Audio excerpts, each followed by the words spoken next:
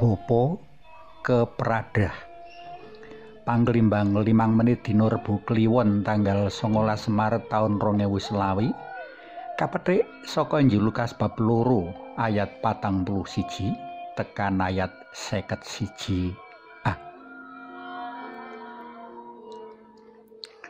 Paribasan anak polah Bapa Kepradah kupiyo nggambarake perjuangane sawijining bapak kanggo nyembadani kekarepaning anak, ananging bisa uga rikala kembet perkara awit polahe si anak kang ora prayoga. Saderma conto, ing Lumajang sawetara wektu kepungkur ana bocah kang kebut-kebutan karo kanca-kancane. Sinambi mbleyer-mbleyer sepedane, si bocah ngece polisi kang ngetut ana mburine kanthi njentit-njentitake bokonge. Karo nangis ngliring, si bocah ditangkep lan digawa menyang kantor polisi. Surat panggilan polisi ndadekake wong tuane mligine bapakne kejaba gelem ora gelem kudu wirawiri menyang kantor polisi, nanging uga kudu gelem nanggung wirang isin. Nuwun sewu, ing PLM dina iki aku ngajak panjenengan kabeh nepakake waosan dina iki karo pengalaman minangka manungsa wantah kang nate utawa kepara malah lagi ngrumat ngupakara gegulang anak. Ora kabeh bocah alim lan manut, nanging akeh uga kang bethik metisil ngrepotake wong tuwa. Aku ora ngerti mbuh iki kalebu sawijining tindak kenakalan bocah, mbuh kalebu tembung apa, aku ora ngerti. Sing cetha, prastawa kerine Sri Yesus ana pedalaman suci mesti banget ndadekake wong tuane mligine Bapa Yusuf bingung poyang-payingan.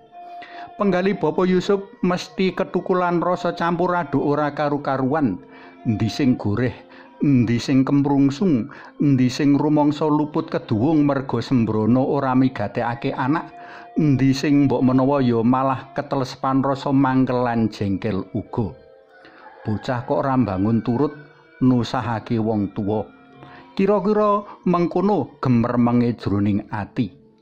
Durung meneh rikala sumurup Ibu Maria prembik-prembik muwun karo netesake wispa. Mesti manah Bapa Yusuf tansaya ora karu-karuan. Ora ana cara liya kanggo nemokake Sri Yesus kejaba kudu bali budal menyang kutha Yerusalem. Kamangka doe Nazaret ketu kutha Yerusalem 145 km. Durung ana sepeda motor utawa mobil sing isa dienggo nggelak laku amrih cepet ndang ketuk Yerusalem saengga kasusahan iki gage enggal rampung. Dek jaman semono tumpakane amung sawijining kuldi kang lakune klenuk-klenuk sak titahe. Dalane uga dudu aspalan mulus ananging munggah mudhun kanthi watu pating pringis nglarani sikil. Mbuh butuh wektu pirang dina, sing cetha rasa kemrungsung ndadekake wektu rinasa suwe. Kudu nyawisake uba rampe, mbuh panganan, mbuh sandangan ganti lan sak piturute. Kanthi klelimbang linandhesan pirangan kamanungsane Santo Yusuf, ndak ajab awake dhewe luwih bisa ngrasakake rekasane Santo Yusuf kang marga rasa tresnane marang Sri Yesus lan uga Ibu Maria ndadekake kabeh mau katindakake kanthi ikhlas lira legawa penuh pengorbanan. Santo Yusuf pancen wong lumrah kang ora beda karo awake dhewe kanggonan rasa rumangsa. Nanging panjenengane dadi manungsa unju, patut tinulodo marga saguh nyawijekake pengalaman-pengalaman kang banget ora ngepenakake karo kapitayan marang Allah sumber kamulyan lan sumber kekuatan.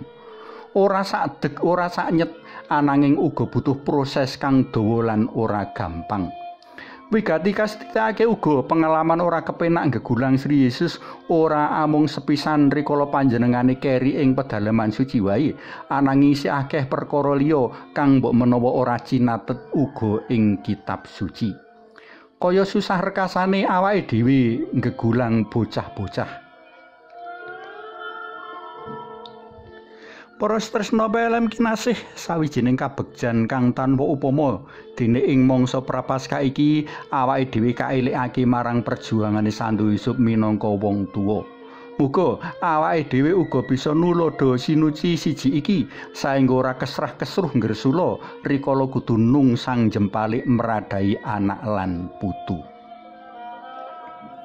Suwawi sami munjuk kunjung asma dalem Yang Rama so Yang Putra Tuwin Yang Roh Suci. Amin. Mugi nurna Yang Rama Yang Putra Tuwin Yang Roh Suci kados mlebuka samenika sarta salami-laminipun. Amin. Kunjung asma dalem Yang Rama so Yang Putra Tuwin Yang Roh Suci. Amin.